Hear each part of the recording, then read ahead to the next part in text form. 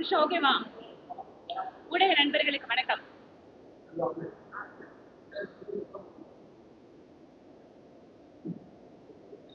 அமெரிக்க Iran போரின் விளைவாக இரண்டு நாடுகள் மட்டுமல்ல, மத்திய கிழக்கு நாடுகள் அத்தனை நாடுகளுமே இன்று ஒரு போரினுடைய பதற்றமான சூழலில் இருந்து கொண்டிருக்கிறது. இந்தியா தன்னுடைய எரிசக்தி தேவைக்காக 70% மேலான பெட்ரோலிய பொருட்களை இறக்குமதி செய்யக்கூடிய சூழலில் இந்தியாவினுடைய எரிசக்தி தேவைக்காக இறக்குமதி செய்கின்ற எண்ணெய் கப்பல்கள் ஈரானினுடைய கட்டுப்பாட்டில் இருக்கின்ற ஹார்முஸ் நீரிணை பகுதி வழியாகத்தான் வர வேண்டும். இந்த போரின் காரணமாக நமக்கு வரவேண்டிய எண்ணெய் கப்பல்களுடைய எண்ணிக்கை பெருமளவு குறைந்தது. அந்த பகுதி முழுவதுமாக போர் மூட்டத்துடன் இருந்த காரணத்தினால் நமக்கு வரவேண்டிய எண்ணெய் கப்பல்களுடைய வரத்து பெரிதும் பாதிப்புக்குள்ளானது. இவை இல்லாமல் அதிகமான மக்கள் தொகை கொண்டிருக்கக்கூடிய இந்திய நாட்டிலே பெருமளவு எரிபொருள் தேவைக்காக நாம் வெளியிலிருந்து இறக்குமதியை நம்பி இருக்கக்கூடிய சூழலில் உள்நாட்டு தேவைகளை குறைக்காமலும் ஏழை எளிய மக்கள் எந்தவித இடையூறும் இல்லாமல் அவர்களுக்கு தேவையான பெட்ரோல், டீசல், எல்பிஜி சிலிண்டர்களை பெறுகின்ற வகையிலேயும் மத்தியில் இருக்கக்கூடிய பிரதமர் மோடி அவர்கள் தலைமையிலான அரசு பல்வேறு நடவடிக்கைகளை எடுத்தது. ஒன்று, உள்நாட்டிற்குள்ளாக வணிக சிலிண்டர்களுடைய பயன்பாட்டிற்கு சில கட்டுப்பாடுகளை கொண்டு வந்தது. குறிப்பாக கள்ளச்சந்தை அல்லது குறிப்பிட்ட ரூலுக்கு எதிராக வணிக சிலிண்டர்களுடைய பயன்பாடு யாரோ ஒரு குறிப்பிட்ட சிலரின் கைகளுக்கு செல்லாமல் முழுமையாக கட்டுப்படுத்தப்பட்டு விநியோகம் என்பது பெருமளவு எந்த ஒரு மக்களையும் பாதிக்காத வண்ணம் செயல்படுத்தப்பட்டு வந்தது. இன்று காலை பிரதமர் மோடி அவர்கள் மிகப்பெரிய அறிவிப்பு ஒன்றை வெளியிட்டிருக்கிறார். அதாவது excise duty, special excise duty on petrol and diesel. கலால் வரி பெட்ரோலுக்கு 10 ரூபாயும் டீசலுக்கு 1 லிட்டருக்கு 10 ரூபாயும் குறைக்கப்பட்டிருக்கிறது. நமக்கெல்லாம் தெரியும், இந்திய ஆயில் கம்பெனிகள் இன்று சர்வதேச அளவிலே ஒரு பேலனுடைய விலை $1 மேலாக சென்று கொண்டிருக்கக்கூடிய சூழலில் பெட்ரோல், டீசல் விலை கணிசமாக உயர்ந்திருக்கக்கூடிய சூழலில் எண்ணெய் நிறுவனங்களுடைய பாதுகாப்பு கருதியும் ஏழை எளிய மக்கள் எந்தவித விலை உயர்வினால் பாதிக்கப்படக்கூடாது என்பதற்காகவும் 1 லிட்டர் பெட்ரோலுக்கு 10 ரூபாய், 1 லிட்டர் டீசலுக்கு 10 ரூபாய் என எக்ஸைஸ் டியூட்டியை குறைத்திருப்பதன் வாயிலாக இந்திய நாட்டினுடைய மக்கள் எந்தவித விலை உயர்வுக்கும் ஆட்படாமல் அவர்கள் எப்போதும் போல தங்களுடைய அத்தனை எரிசக்தி தேவைகளையும் பூர்த்தி செய்யக்கூடிய அளவிலே இன்றைய அறிவிப்பு இருக்கிறது. இதற்காக பிரதமர் மோடி அவர்களுக்கு சிறப்பான நன்றியை நாங்கள் உரித்தாக்குகிறோம். எல்பிஜி சிலிண்டர்களை பொறுத்த வரைக்கும் நாம் அனைவரும் அறிந்ததே, கடந்த 12 ஆண்டுகளில் 11 கோடி பெண்களுக்கு, ஏழை பெண்களுக்கு உஜ்வாலா திட்டத்தின் வாயிலாக எரிவாயு இணைப்பு கொடுக்கப்பட்டது என்பது குறைந்த காலத்தில் அதிகமான கோடிக்கணக்கான எரிவாயு இணைப்புகளை புதிதாக இந்தியாவில் நாம் உருவாக்கி இருக்கிறோம். இது ஒரு புறம். இன்னொரு புறம், இன்று எரிசக்தி துறையிலே தன்னிறைவு எட்டுவதற்காக பல்வேறு முயற்சிகளை மத்திய அரசு மேற்கொண்டு வருகிறது. புதிதாக பெட்ரோலிய வளங்களை கண்டறிதல், பெட்ரோலிய ரிஃபைனரிஸுக்கு தனியார் மூலமாகவும் ஊக்குவிப்பு செய்தல் என்று பல்வேறு சிறப்பு நடவடிக்கைகள் ஒரு புறம் இருந்தாலும் கூட அன்றாட பயன்பாட்டிலே பெட்ரோல், டீசல், எல்பிஜியினுடைய பயன்பாடு என்பது ஒவ்வொரு மக்களையும் பாதிக்கக்கூடியது. அந்த வகையில் ஏழை எளிய மக்களுடைய துயரை எடுத்துக்கொண்டு அவர்களுடைய இந்த அதிகப்படியான விலையேற்றத்தை அவர்கள் மீது சுமத்தாமல் ஒட்டுமொத்தமாக மத்திய அரசு ஆயில் நிறுவனங்களுக்கு கொடுக்கின்றதை போல இந்த கலால் வரியை குறைத்திருப்பதன் வாயிலாக இந்திய நாட்டினுடைய மக்கள் எரிசக்தி பற்றாக்குறை, எரிசக்தியினுடைய விலை உயர்வில் இருந்து காப்பாற்றப்பட்டிருக்கிறார்கள். இதற்காக பிரதமருக்கு நன்றி சொல்வதற்காக தான் இந்த பிரச்சனை. உங்களோட கேள்விகள் இது ரிலேட்டடா இருந்தா கேளுங்க. தேர்தல், வேட்பாளர் இதெல்லாம் டெய்லி நீங்க கேட்கறதா? அந்த ப்ராசஸ் எல்லாம் போயிட்டு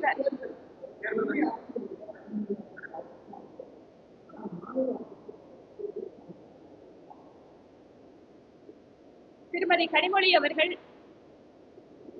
அதாவது அடிப்படையில இருந்து அரசியல்வாதியாக வராமல் டெல்லியில அவருடைய குடும்பத்தினுடைய சிக்கல் காரணமாக டெல்லி அரசியல்வாதியாக அறியப்பட்டவர். ஆனாலும் கூட தனக்கு கிடைத்த வாய்ப்பை சரியாக பயன்படுத்திக் கொண்டு தமிழகத்தினுடைய பிரச்சனைகளை பேசுவதற்கும் அவர்கள் கட்சியினுடைய வளர்ச்சிக்காகவும் உழைத்துக் கொண்டு வருபவர். அவர் மாநில அரசியலுக்கு வந்தால் நாங்கள் வரவேற்கிறோம். ஆனால் திராவிட முன்னேற்ற கழகத்திலே சமூக நீதி, பெண்ணுரிமை என்று பேசக்கூடிய கட்சியிலே ஒரு முதலமைச்சருடைய மகன்தான் துணை முதலமைச்சராக வேண்டும் என்பதைத்தான் இதுவரை வைத்திருக்கிறார்.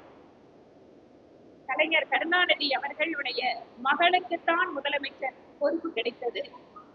அவருடைய மகனுக்குத்தான் துணை முதலமைச்சர் கிடைத்திருக்கிறது.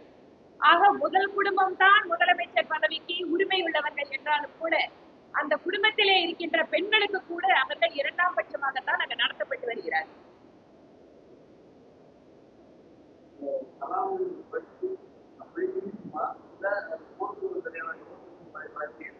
அது கவர்மெண்டோட முடிவை பொறுத்தது. ஏன்னா அந்த நேரத்துல பெட்ரோல் டீசல் விலை எந்த அளவுக்கு சர்வதேச அரங்குல இருக்கும் அதை பொறுத்து நிச்சயமாக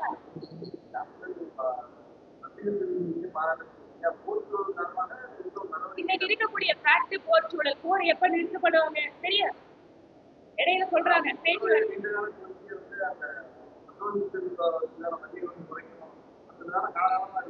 காலமா இருக்கு.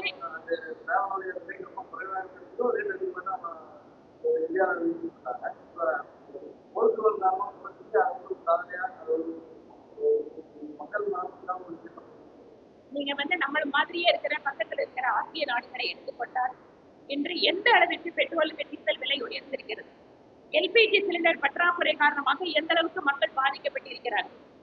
இதையெல்லாம் பக்கத்துல இருக்கிற நாடுகளோட கம்பேர் பண்ணும்போது ஏன் அதை சொல்றேன் அப்படின்னா, இந்திய நாட்டில் கிடைக்கின்ற பொருள் அல்ல எரிபொருள் என்பது, முழுக்க முழுக்க வெளிநாட்டை நம்பி இருக்கக்கூடிய சூழல். அப்படி இருக்கின்ற பொழுது இன்று இந்த நடவடிக்கை என்பது, ஏனென்றால் யாருக்கும் தெரியாது இந்த போர் எப்ப முடியும். இது என்ன இன்னும் வேற விதமான இம்பாக்ட உருவாக்கும். நாம பெட்ரோல் டீசலை மட்டும்தான் நம்ம நினைக்கிறோம். ஆனா இதனுடைய தொடர்ச்சியாக ரா மெட்டீரியல் எத்தனையோ பொருட்கள், அந்த எரிபொருள் இருந்தா ரா மெட்டீரியல் வர வேண்டி இருக்கு. ஏன் நம்ம கோயம்புத்தூர் பகுதியில எத்தனையோ தொழிற்சாலைகள், எரிபொருளுடைய தேவைகள் அவர்களுக்கு பல்வேறு விதங்களில் தேவைப்படுகிறது.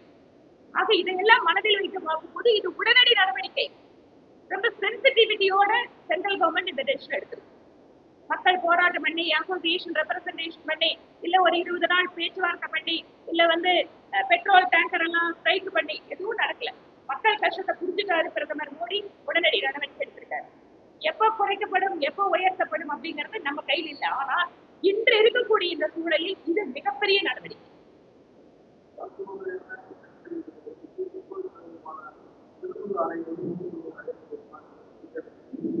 கொடித்தேவனுடைய ரெப்ரசன்டேஷன், திருப்பூர் எக்ஸ்போர்ட்டர்ஸ் அசோசியேஷன், இது எல்லாமே மினிஸ்டருக்கு நாங்க அதை கம்யூனிகேட் பண்ணிட்டு இருக்கோம்.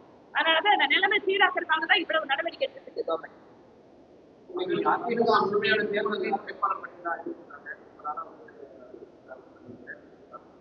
அதாவது தேசிய ஜனநாயக கூட்டணி எந்த அளவிற்கு தங்களுடைய கூட்டணியை ஒற்றுமையாக வைத்திருக்கிறார்கள், எவ்வளவு சுமூகமாக வைத்திருக்கிறார்கள் என்பதை கடந்த சில நாட்களாக பார்க்க முடியும்.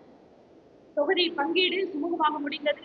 48 மணி நேரத்திற்குள்ளாக என்னென்ன தொகுதிகள் என்பதை அதிமுகவினுடைய தலைமை அலுவலகத்தில் அறிவித்தார்கள் கூட்டணி கட்சி தலைவர்களோடு. இப்போது வேட்பாளர் பட்டியலையும் துவக்கி அதிமுக இப்போது பிரச்சாரத்தையும் துவக்கி விட்டார்கள். அதனால மற்ற கூட்டணி கட்சிகளும் வேட்பாளர்களை அறிவிச்சிருக்காங்க. தேசிய ஜனநாயக கூட்டணி தேர்தலிலே முன்னிலையை நோக்கி நகர்ந்து கொண்டிருக்கிறது.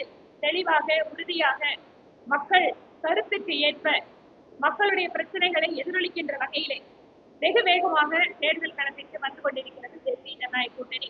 இன்று அண்ணா திராவிட முன்னேற்ற கழகத்தின் வேட்பாளர்களாக அறிவிக்கப்பட்டிருக்கக்கூடிய அத்தனை சகோதர சகோதரிகளுக்கும் எங்களுடைய மனப்பூர்வமான வாழ்த்துக்கள்.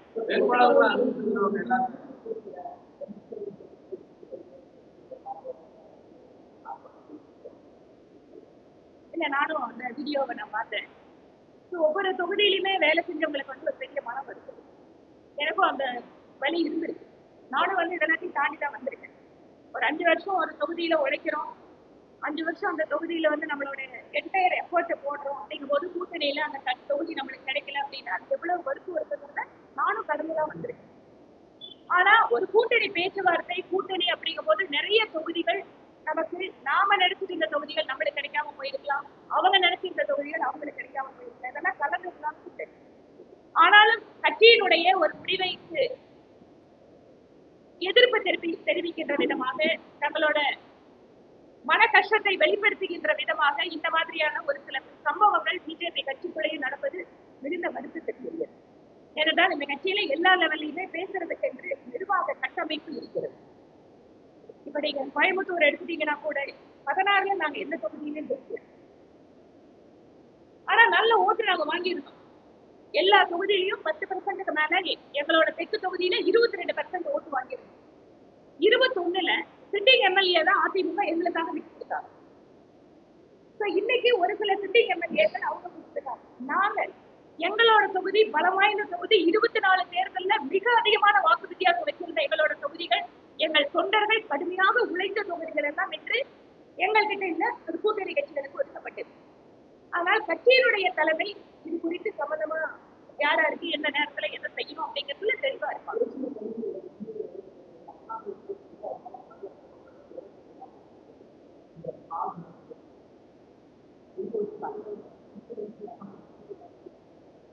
எனக்கு அதை பத்தி எதுவும் தெரியல. கடிதம்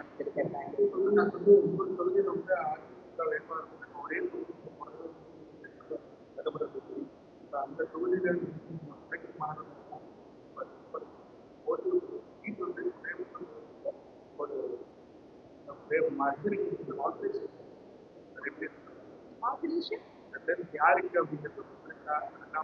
யாருக்கு வந்து சீட்டு கொடுத்ததோ கட்சி தலைமை அதை எல்லாரும் ஒரு சேர்த்துக்கு தலைப்பட்டு எங்களுடைய நோக்கம் என்பது போட்டியிடக்கூடிய இடத்தில் எல்லாம் பாஜக வெற்றி பெற வேண்டும், எங்கள் தேசிய ஜனநாயக கூட்டணி வெற்றி பெற வேண்டும். அதுதான் எங்களுடைய ஒரே இலக்கு தவிர யார் அங்க வேட்பாளர் அப்படிங்கிறது முக்கியம் இல்ல.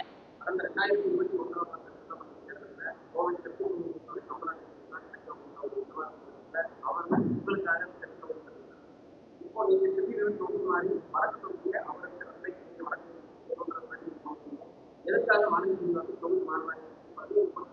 முதல்ல வடக்கு தொகுதிக்கு போறதை ஈஸியே ஆகல. வடக்கு தொகுதியில நான் தான் வேட்பாளர் இந்த கட்சி அறிவிக்கல. அப்புறம் நீங்களே கற்பனை பண்ணிட்டு எல்லாம் கேட்டுருந்தீங்கன்னா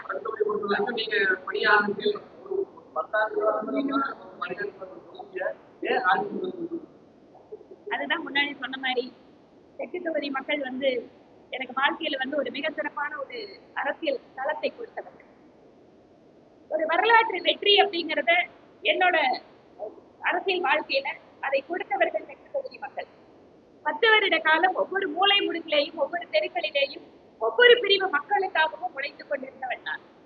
ஆனாலும் கூட வெறும் எம்எல்ஏ மட்டுமல்ல, கட்சி அதை விட ஒரு பெரிய அங்கீகாரம் கொடுத்து தேசிய தலைவர் பொறுப்பையும் கொடுத்துருக்கு.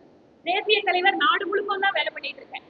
அதனால குறிப்பிட்ட தொகுதி அப்படிங்கிறது பிஜேபிக்கு அங்கும் இங்குமாக மாற்றம் இருந்தாலும் எல்லா தொகுதி மக்களுக்காகவும் உழைக்க வேண்டும். எப்படி பிரதமர் சொல்கிறார், நான் பிரதமராக அத்தனை 140 கோடி மக்களுக்கும் உழைக்கின்ற மாதிரி எங்களுக்கு வாய்ப்பு கிடைக்கின்ற பொழுது எல்லாருக்கும் உழைச்சிருந்தா இருக்கணும். அதனால முதல்ல இந்த வேட்பாளர் அறிவிக்கல, அந்த கேள்வி எங்களுக்கு பொருந்தாது. வேட்பாளர் பட்டியல வந்து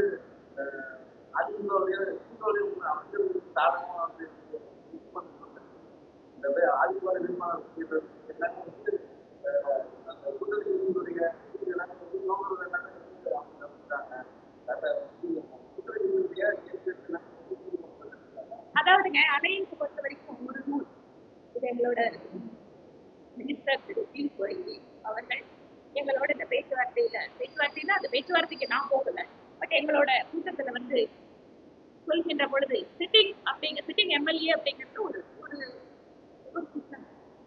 எல்லா கட்சிகளுமே இந்த சிட்டிங் எம்எல்ஏங்கிறது ஒரு ரைட். அதனால இதை மனதில் வைத்துக் கொண்டு எல்லா கன்ஸ்ட்ரைன்ட்ஸ் மத்தியில தான் எல்லாரும் ஓட் பண்ண வேண்டியதா இருக்கு. இப்ப நீங்க உதாரணத்துக்கு எங்களோட வந்திருக்கிற பாமக, எங்களோட வந்திருக்கிற அமமுக, அவங்களுக்கும் நம்ம சீட்டு கொடுத்தாகணும். அப்ப சிட்டிங் எம்எல்ஏ ரூல நம்ம வந்து அந்த இடத்துல ரொம்ப ஸ்ட்ரிக்டா ஃபாலோ பண்ண முடியாது. ஏன்னா கூட்டணி கட்சியை கொண்டு வரணும். அதனால நான் சொன்னேன் 20 சிட்டிங் எம்எல்ஏ 8 தொகுதியில பிஜேபிக்காக கொடுத்தாங்க.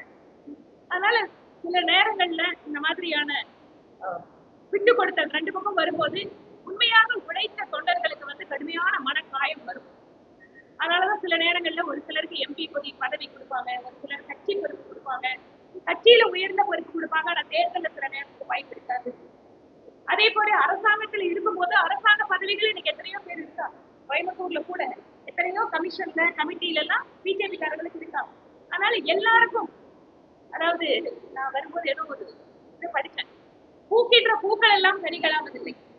அந்த மாதிரிதான் ஒரு சிலருக்கு வாய்ப்பு கிடைக்குது, ஒரு சிலருக்கு வாய்ப்பு கிடைக்கிறது. அதைதான் நான் சொல்றேன்.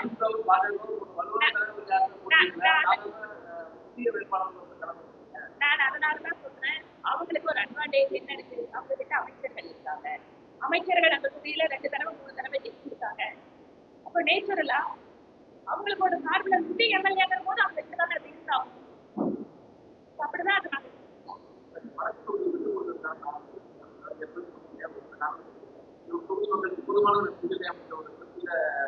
போதுமானது இல்லைல்ல, நீங்களே வந்து பேசிக்கிறீங்களா? நான் தான் சொல்லிட்டேன், அது அந்த கேள்விக்கு சமயம் வரும்போது நான் பதில் சொல்றேன். இன்னைக்கு தேதிக்கு அந்த பதில் இல்லை.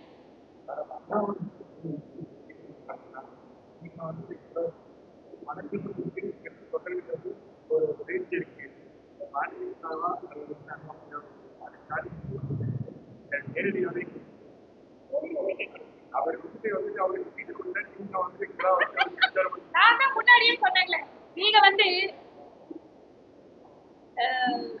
இங்க இருக்கக்கூடிய உங்களோட மீடியா நண்பர்கள் 2016 இருந்து என்ன பார்த்துட்டு இருக்கீங்க. நாம எத்தனை எலெக்ஷன் பார்த்திருக்கோம்? 19 பார்த்தோம், 21 பார்த்தோம், 24 பார்த்தோம், இப்ப 26 வந்திருக்கோம். நீங்க இந்த கேள்வி கேட்கறதே வந்து எனக்கு வந்து ரொம்ப சங்கடமா இருக்கு. நான் என்ன பொறுத்த வரைக்கும் எந்த தேர்தலாக இருந்தாலும் கட்சி என்ன பணி எனக்கு கொடுக்கப்பட்டிருக்கோம் 1% கூட அதை குறைத்து கொள்ளாம வேலை செய்யறோம். அதனால கட்சி யாரை வேட்பாளராக அறிவித்தாலும் என்னுடைய பணி என்பது 100%ல 1% கூட குறையாது.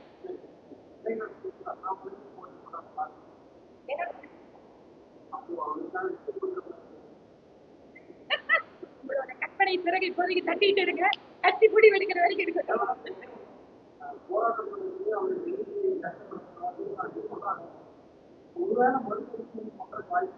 அந்த கேள்விக்கு நான் எப்படி பதில் எனக்கு எப்படி பதில் தெரியும்? பாஜக வேட்பாளர் பட்டியலுக்கு வேட்பாளர்களை அதாவது பரிசீலிக்கின்ற கூட்டங்கள் எல்லாமே இது வரைக்கும் நடத்துற தேதி அப்படிங்கிறது அறிவிக்கப்படல. ஏனென்றால் தேசிய கட்சியாக இருக்கின்ற எங்களுக்கு என்று சில முறைகள் இருக்கிறது. மாநிலத்தில் இருக்கக்கூடிய கமிட்டி என்பது அவர்கள் ஒவ்வொரு தொகுதிக்கும் 3 நபர்களுடைய பெயர் பட்டியலை தேதி காட்ட வேண்டும். டெல்லியில் இருக்கின்ற மத்திய தேர்தல் குழு பரிசீலித்து வேட்பாளர்களை அறிவிக்கும்.